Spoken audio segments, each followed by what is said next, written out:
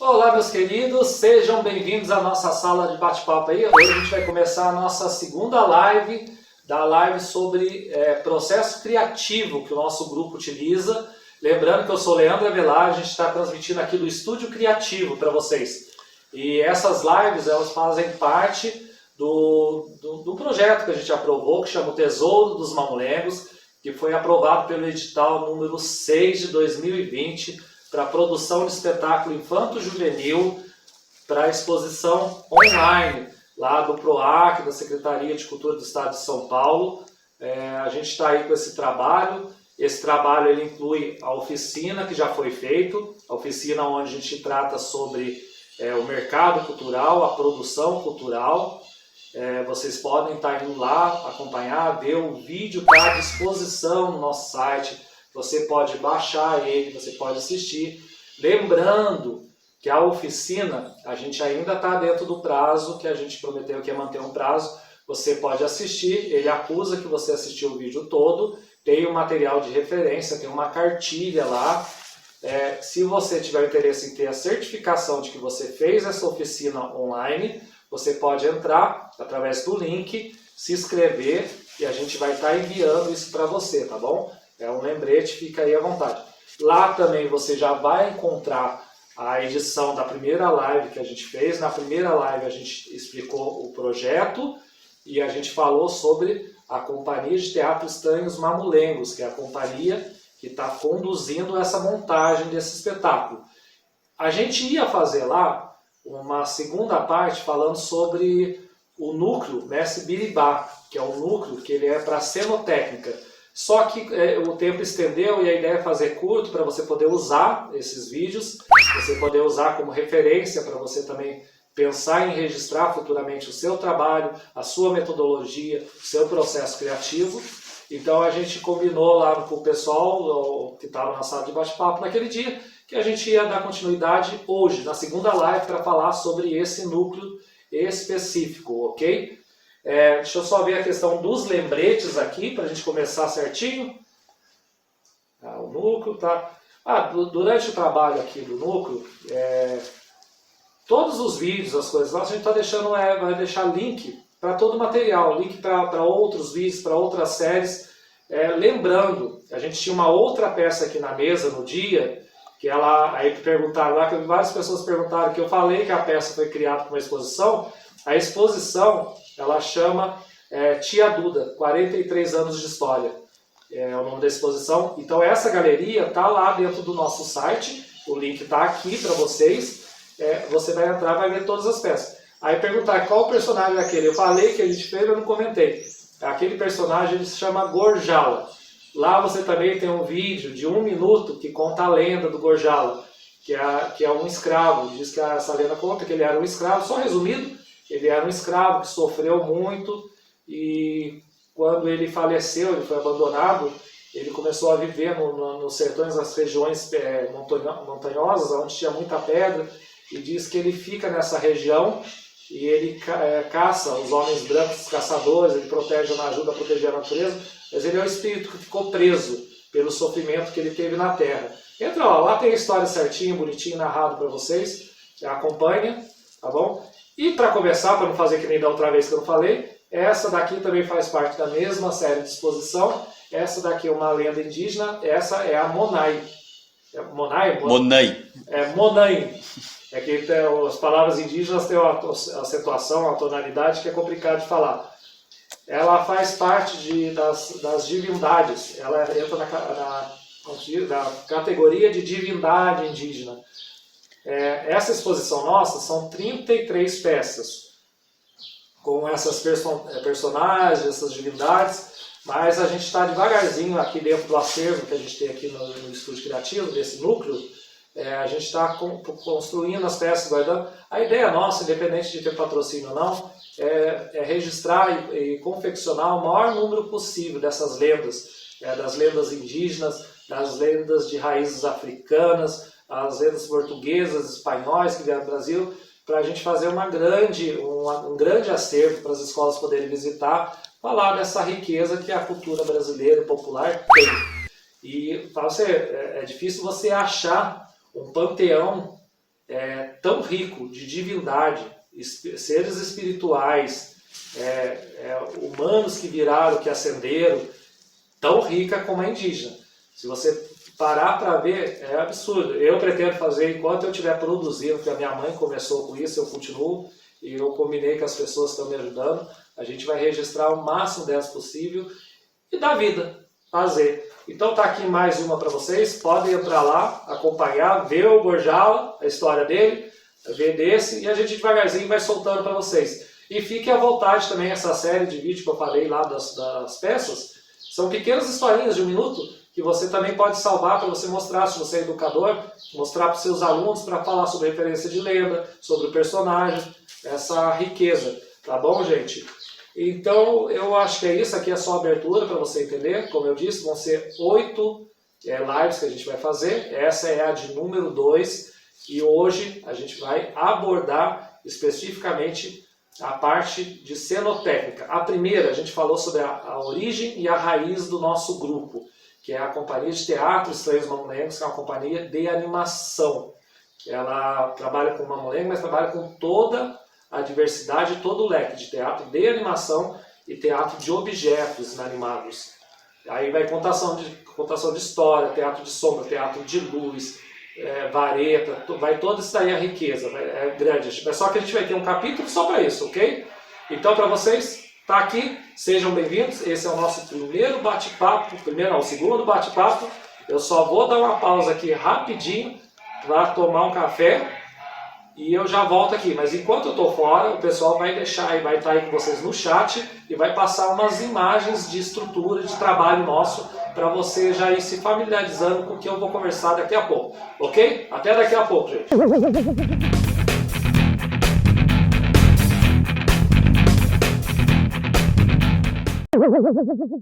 Olá pessoal, estou de volta aí, deu tempo de tomar um cafezinho no banheiro, vamos dar continuidade a essa nossa segunda live aí. Eu pedi para deixar para vocês aí algumas fotos, algumas imagens de trabalho, de confecções que foram feitas, de carro alegórico, material carnavalesco, material de decoração. Você vê lá, a gente passou muito tempo fazendo decoração para grandes salões, que nem o do Luso Brasileiro aqui na cidade de São José dos Campos, que é um dos maiores salões que tem. E a gente tem bastante história disso daí. Inclusive, uma das histórias é que leva a esse núcleo que a gente tem, que é o núcleo Mestre Biribá, que é o nosso centro de práticas de animação, que é esse daqui. Esse centro ele foi criado, um dos motivos é esses serviços que a gente começou a fazer, como eu disse, quando a Companhia de Teatro Estranhos Mamulengos começou a expandir, a gente começou a fazer outros trabalhos derivados da produção teatral, da confecção, da arte. Aí chegou, como que eu vou abordar para vocês? Conforme a companhia cresceu, ela começou a fazer mais montagens, chegou um momento na nossa história, hoje a gente está com o grupo bem enxuto, reduzido, as pessoas que realmente ficaram, que vivem. Passou muito aluno, muito aprendiz, muito parceiro, só que nem todo mundo continua na área artística, acabou seguindo todos os caminhos, mas mantemos o contato, a amizade. Aqueles que ficaram, que vivem, que trabalham com arte, e estão aí desde 92 dentro dessa companhia, que continua aqui, a gente começou a expandir, como eu falei, a gente precisava fazer mais trabalhos. E dentro desses trabalhos, entre as coisas que a gente fez muito confecção, muita encomenda de personagem, muita encomenda de bonecos, de decoração. Um trabalho legal que a gente fez na época, que eles pediram para a gente, que a minha mãe que coordenou, a gente fez aí para uma grande companhia de balé francesa, a gente fez 20 nega maluca, tamanho real, para um espetáculo que eles estavam fazendo, que foi um luxo na época. A pena, que aí é um erro, que a gente disso daí, a gente só tem o recíproco do serviço que foi feito, mas não temos assim gravação. Na época não tinha essa facilidade, né, de celular, a gente não tem aí os vídeos de produção que foi feito, que é uma pena mesmo, porque foi um trabalho assim maravilhoso, que eu gosto de lembrar dele. E dentro desses trabalhos de confecção, a gente passou da companhia nas montagens. No passado, como eu comecei a falar, hoje o grupo é reduzido. Mas a gente chegou no momento que a gente tinha um grupo muito grande, inclusive alunos, a gente já tinha um espaço cultural, a gente tinha um centro cultural, e a gente dava oficina, então a gente acabou criando pequenos elencos, a gente tinha vários elencos, então a gente conseguia trabalhar com várias peças, espetáculos ao mesmo tempo. pessoal tá perguntando aqui, o que é nega maluca? Ah, ele tá falando que o pessoal tá perguntando o que é Nega Maluca. Nega Maluca é um personagem do folclore brasileiro e eu vou pegar depois, eu vou pegar as fotos, a gente deve ter umas fotos, eu vou colocar num vídeo editado para vocês. Mas é um personagem do nosso folclore, é um tipo de boneca que se usa para dança, para... como é que eles falam hoje? Hoje é performance, né? Mas se usa em performance, você trava ela junto com o corpo e você dança com ela, faz certo? É bastante usado dentro da cultura popular, personagens e criações desse tipo, né? Que entra do mesmo jeito que você usa os bonecões, os peneirões, entra na mesma categoria de criação. Mas voltando aqui ao nosso assunto. Conforme a companhia cresceu, a gente passou a ter vários espetáculos. Conforme a gente teve vários espetáculos, a gente começou a tentar se preocupar se é um teatro popular, é simples, mas a gente também começou a pesquisar outras formas de animação, outros estilos de teatro, de boneco, de personagem. E dentro disso fez o quê? A gente precisou criar... A gente começou a precisar criar, como que eu posso dizer? Maquinários. Então, assim, se você trabalha com boneco de vara, de corda, você já muda a estrutura, ela não é aquele de luva. Então, a gente começou a pensar na estrutura, para movimento. Aí, cenário, a gente começou, as primeiras montagens, nosso cenário ele era pintado. Eu vou colocar uma foto de um recorte de jornal, que você vai ver assim, que é uma foto que eu gosto muito, do pessoal que a gente trabalhava logo no começo.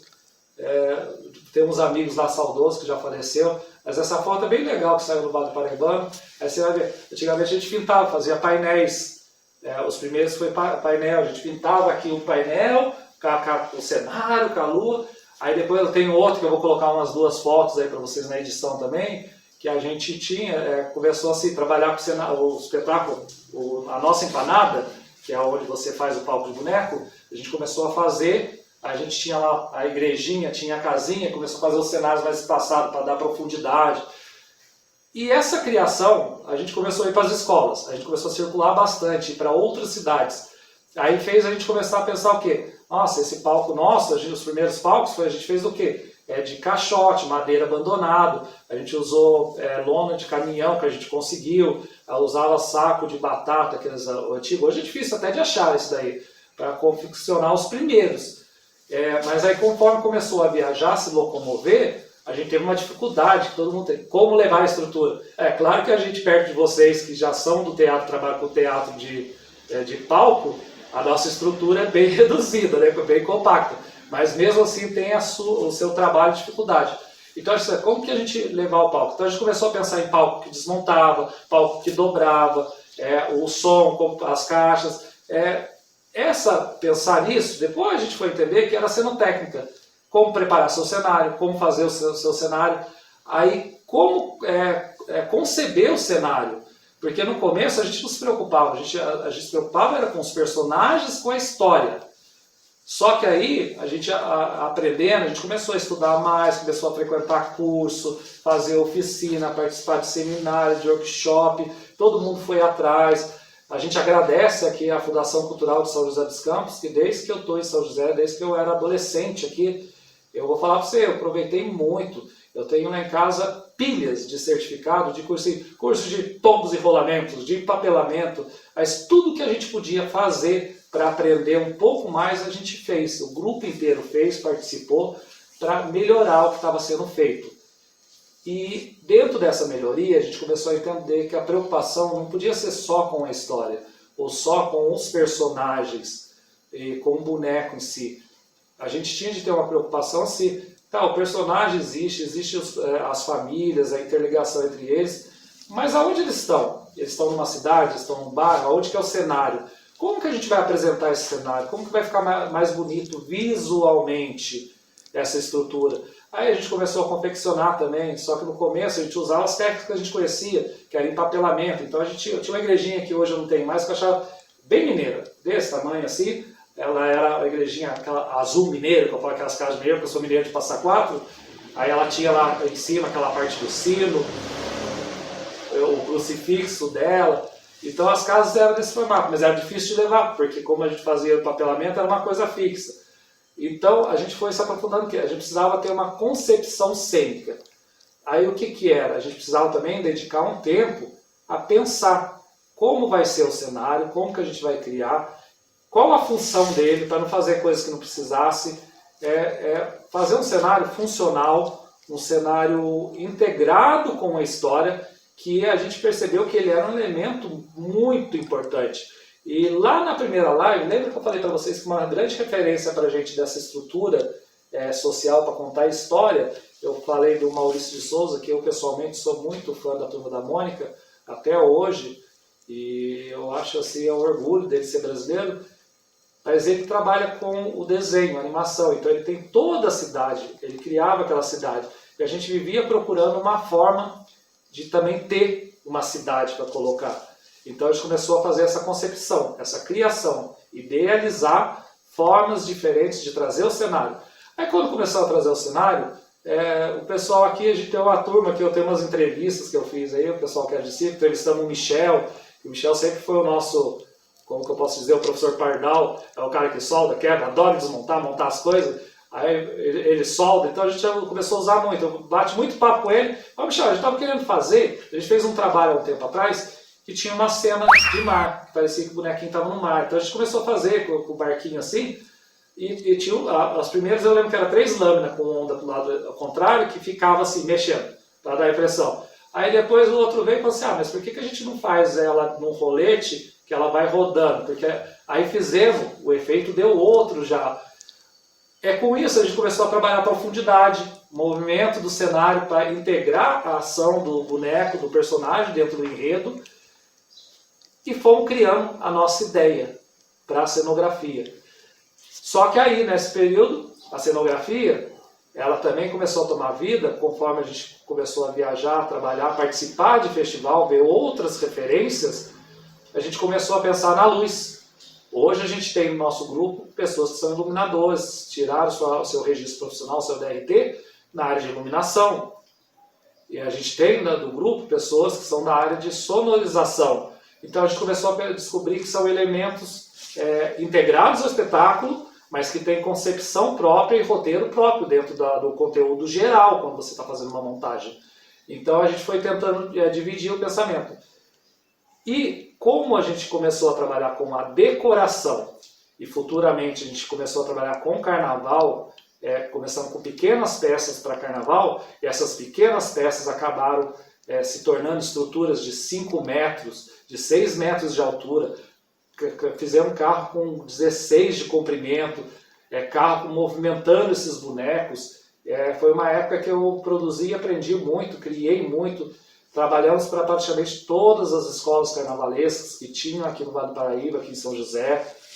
Mandamos muitas peças para fora de São José, para escolas de São Paulo, escola do Rio. Era um trabalho que eu gostava muito, trabalho assim, lindo. Só que quando você faz esse trabalho, aonde você chega? Material, como eu disse lá da casinha, que a gente fazia empapelamento, ela não se movia, quando a gente passou para o carnaval, a gente começou a adquirir deles a técnica. Uma técnica, o carnaval é da cultura popular, e a técnica brasileira de carnaval dos carnavalescos é linda. Eu fui visitar alguns galpões onde as pessoas preparavam, elas preparavam aqueles figurinos, você via aquelas roupas gigantescas, parecia um pavão, aí eu fui ver como era feita aquela estrutura, como era aquela solda.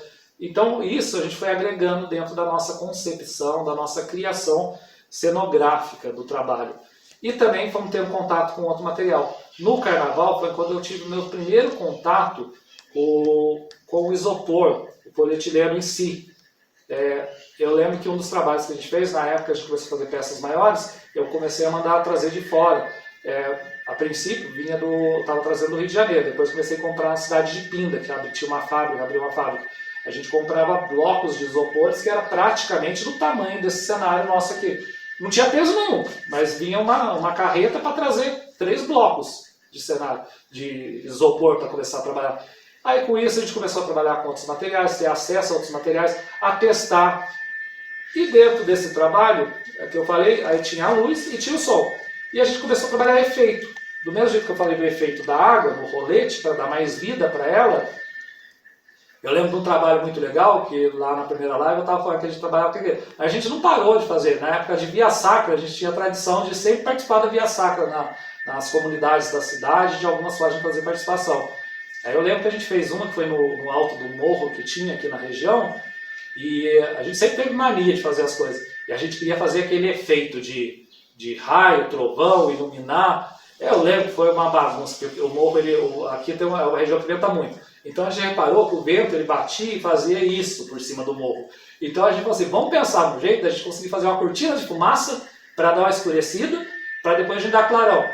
Aí eu sei que depois de muita luta, muito teste com fumaça para matar o pessoal do da apresentação, a gente chegou lá nas folhas de eucalipto com uma outra, nem lembro mais o que era, conseguimos fazer, a gente fez uma cava, né, no pé do morro do outro lado e acendia ao mesmo tempo, então subia uma cortina pelo jeito que o vento vinha. A sorte que no dia não mudou o vento, porque se mudasse de direção, ele subiu uma cortina. Essa cortina, para dar o clarão, a gente usou máquina de solda. Botou 3 máquinas de solda emprestadas do serralheiro da região e o pessoal lá atrás batendo para dar aquelas luzes. Aí o outro batendo para dar o trovão. E dentro desse teve um que a gente queria fazer um relâmpago. Num desses trabalhos que a gente fez aqui na comunidade, aí a gente falou assim, eu quero que o relâmpago caia aqui. E isso era dentro de um local fechado. Trabalhando, pesquisando, até que a gente conseguiu descobrir fazer relâmpago com linha e açúcar e eletricidade. Mas até a gente chegar nisso, pensa tanto de choque, porque a gente não sabia fazer nada, mas conseguimos. Aí depois disso, o outro veio, descobriu como fazer vidro, com açúcar, com caramelo no começo. Hoje você tem produto para tudo essas coisas. Mas a gente sempre pesquisou, sempre estudou ferramenta, material, reciclado. E aí eu comecei a reparar que é uma área muito trabalhosa, que precisa de muita especialização, muito talento. Porque o teatro, quando começou as artes cênicas, o teatro maior, a gama de profissionais envolvidos, quando você pega produções grandes, é gigantesca. Você tem marceneiro cênico, você tem serralheiro cênico, você tem iluminador próprio, você tem sonoplasta próprio, você tem um DJ, você é operador de mesa, você tem pessoas para todos os eixos de trabalho. Então, e já é uma coisa assim, que nem todo artista vai para isso. A gente começou a pegar, falar assim, por que a gente não começa uma escola? Eu, pessoalmente, não conhecia, hoje eu conheço, mas na época, pensando, não tem, eu já vi muito projeto. E a gente sempre teve a vontade de ter o nosso galpão, nosso espaço. Já tivemos uns 3 nessa nossa história toda, hoje a gente está sem o galpão, mas estamos aqui com esse espaço onde a gente tem o estúdio, tem aqui um acervo guardado, a gente ainda está organizando para poder receber visita aqui, para fazer um tour no espaço. A gente ainda está se planejando para futuramente conseguir comprar um pedacinho de terra nosso e fazer aí um galpão. Porque esse galpão ele vai ser dedicado ao quê? Ele vai ser um centro de estudo e pesquisa para cenotécnica. É um lugar para bater, para martelar, para serrar, para cortar, para pintar, para testar, para receber ideia. Eu quero fazer isso, vamos tentar, vamos descobrir como fazer, vamos ver. Gente, só um segundo, o celular tocando aqui. Vou dar um intervalo aí rapidinho, a gente já conversa.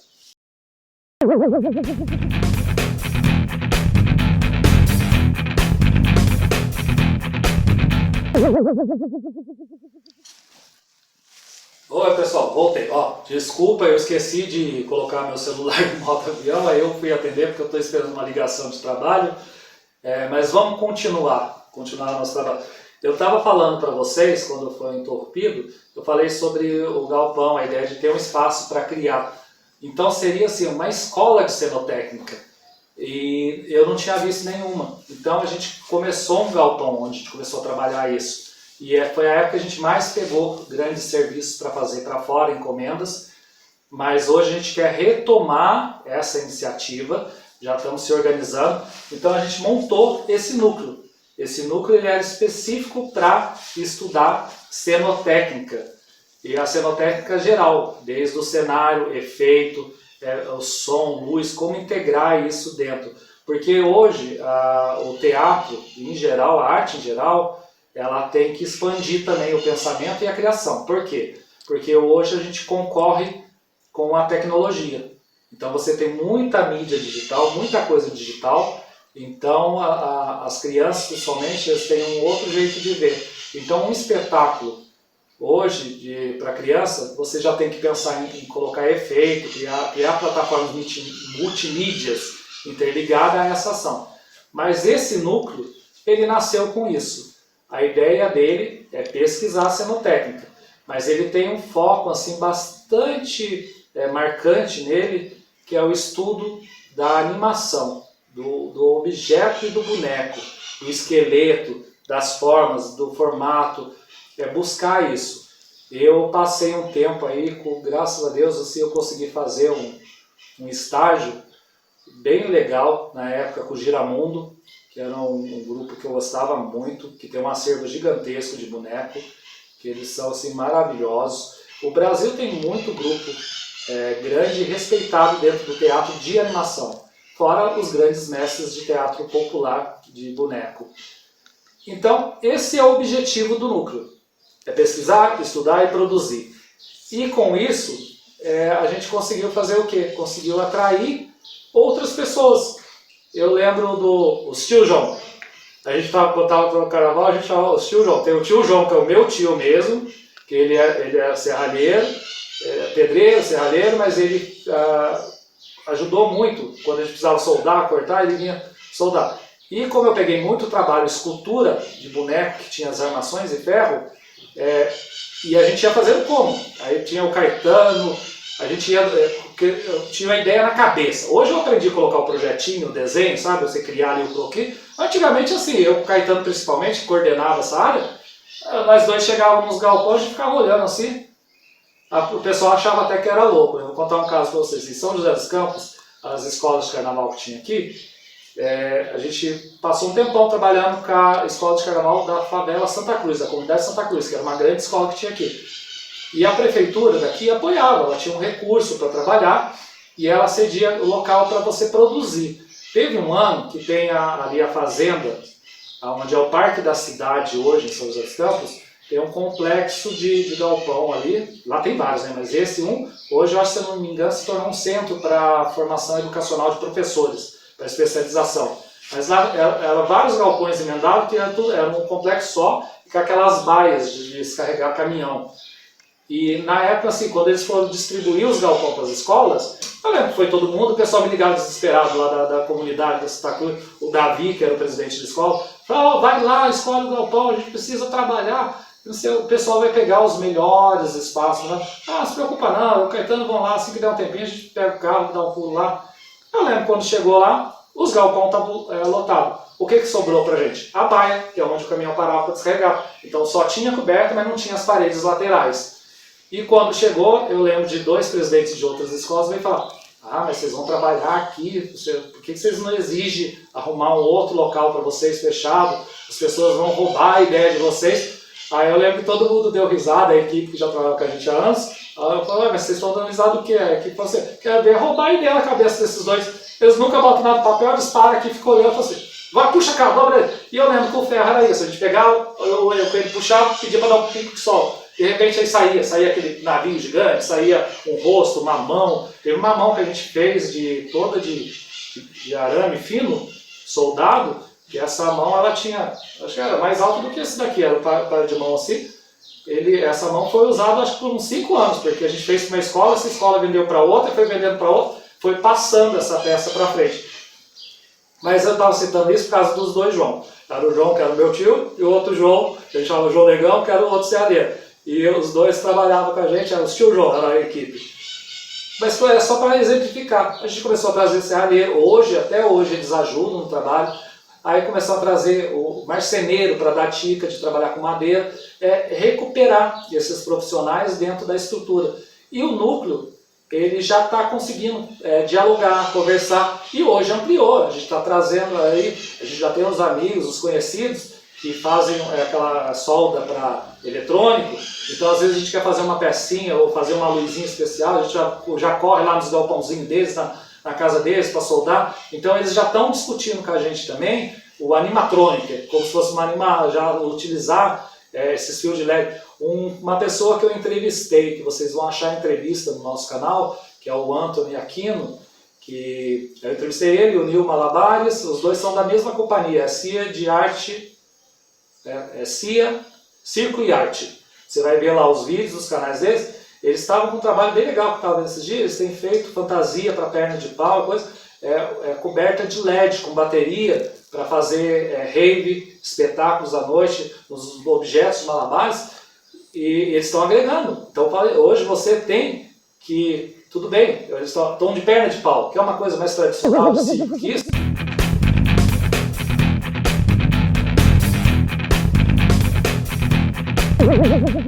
Então tô falando, tem coisa mais popular do que a perna de pau. Aí você entra naquela rave, com aquela galera nova, aquela nova geração, aí você vê lá aqueles personagens iluminados, brilhando, trabalhando. Agora, no momento, eles são um exemplo, eles fazem parte também dessa discussão do nosso núcleo, e a gente tem trocado informações, ajudas, detalhes, e expandindo essa consciência e pensamento. Eles estão agora com os projetores 3D de luz. Então esses lasers eles projetam imagens. Então você consegue definir, criar um rosto, criar um tênis, uma coisa. Ele projeta isso. E eles, para que eles estão com esses projetores? Porque eles estão planejando um espetáculo, acho que é Luminous que vai chamar, que a ideia do espetáculo é trabalhar com o espetáculo interativo, usando luz e sombra dentro do circo. E trabalhar com projeção em 3D para se integrar e interagir com os palhaços, com o malabarista, com os personagens. Então esse é o exemplo da criação desse núcleo, da necessidade dele, o porquê fazer. Porque você atrai pessoas, você atrai outros conhecimentos, outras especialidades, e isso enriquece o trabalho de qualquer grupo. E desse enriquecimento a gente também começou a expandir, como eu falei que eles falam 3D, a gente começou a expandir assim, a nossa ideia, que nem agora, vai ser o nosso primeiro trabalho nesse sentido. Esse projeto, eu falei que é o Tesouro dos Mamulengos. O Tesouro dos Mamulengos é um espetáculo de boneco para criança. Ele vai ser feito com fantoche, só que a estrutura cênica dele é a parte do princípio da base do teatro de mamulengos. A estrutura de narrativa, a criação dos personagens. Aí o boneco em si a gente vai usar fantoches, os mais simples que tem, porque a ideia é apresentar essa possibilidade para educador, professor e para as crianças utilizar esse boneco, e ao mesmo tempo, como a gente teve a possibilidade de criar uma apresentação online, a gente está trazendo o quê? Aí está trazendo computação gráfica, aí a gente tem as parcerias dentro do Instituto, a gente tem um outro núcleo, que ele é o núcleo eSports. eSports, tá vendo? Que é tanto trabalho integrado que cada um fica numa região, numa área. E lá na Santa Cruz, que eu estava falando da Escola de São, lá a gente tem um núcleo, que é o núcleo da Casa do Hip Hop Santa Cruz. E tem também lá dentro de uma das comunidades lá, a gente tem como é que chama? Associação Arte... A da FASC? A gente tem lá também a FAASC, que é a Frente de Ação e Arte Santa Cruz, que tem outra característica. No site você vai achar lá a especificação de cada grupo, cada núcleo, o endereço, onde fica, a região de cada um, mas todos se comunicam. A gente está aí, tem o Instituto Gueto, o Instituto Amor Brasil, a gente fica dentro desse guarda-chuva jurídico, tanto a companhia como esse núcleo aqui, essa estrutura fica dentro desse guarda-chuva, mas todos trocam ideia. E o legal é que cada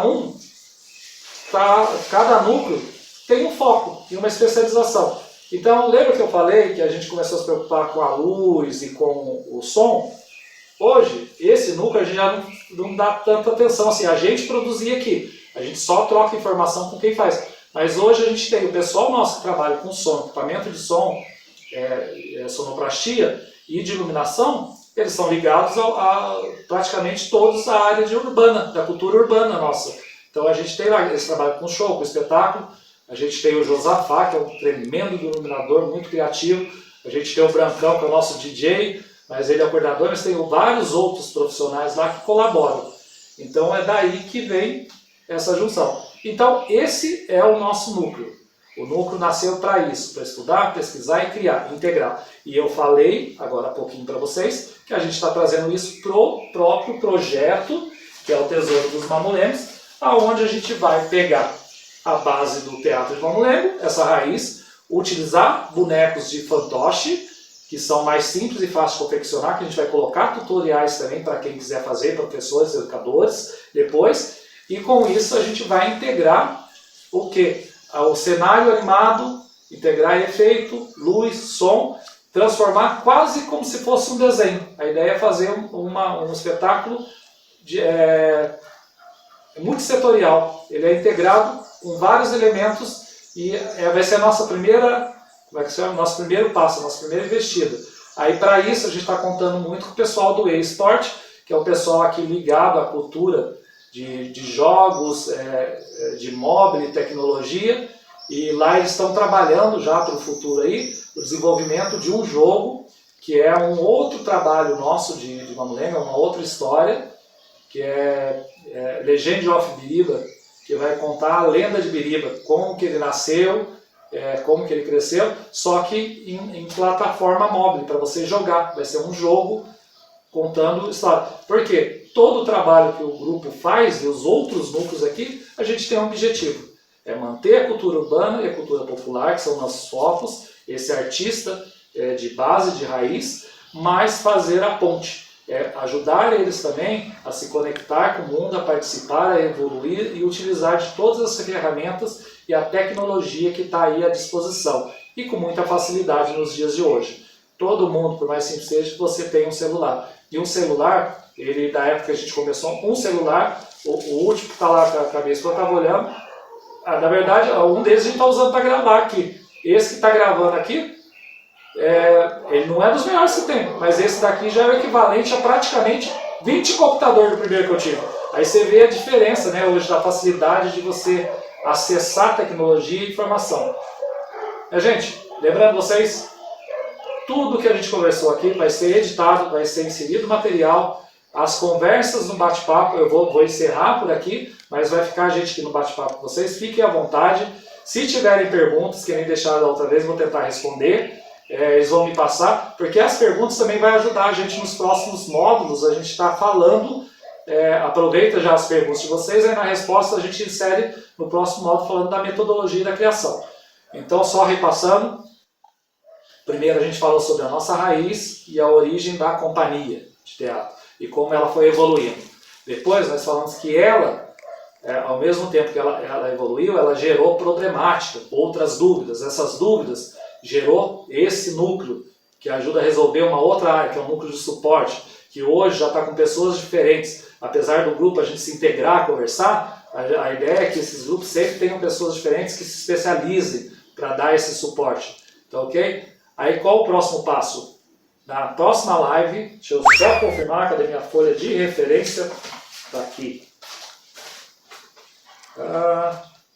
Achei. Então, nessa próxima live, a gente vai se aprofundar um pouco mais sobre o que é o teatro de animação nos dias de hoje. Hoje você tem o teatro de animação e formas inanimadas. Então hoje a gente não fala só uma escultura pode ser animada, um objeto, um copo pode contar a história. Então a gente vai dar um panorama, se aprofundar dentro disso. Ok? Se der tempo, na próxima live, também vamos falar sobre a estrutura social, que é aquele aprofundamento sobre a relação dos personagens, da origem, como um personagem se interage com o outro, se comunica, e como isso te dá suporte para você manter como é que chama? Você manter a história rodando, a narrativa correndo.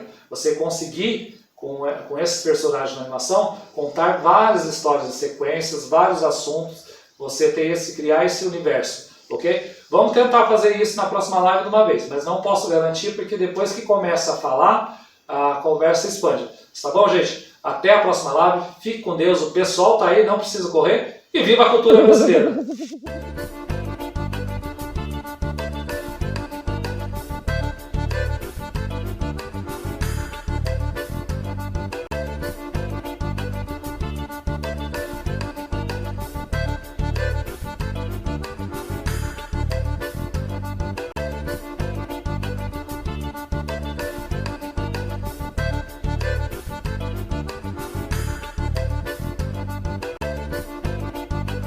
Thank you.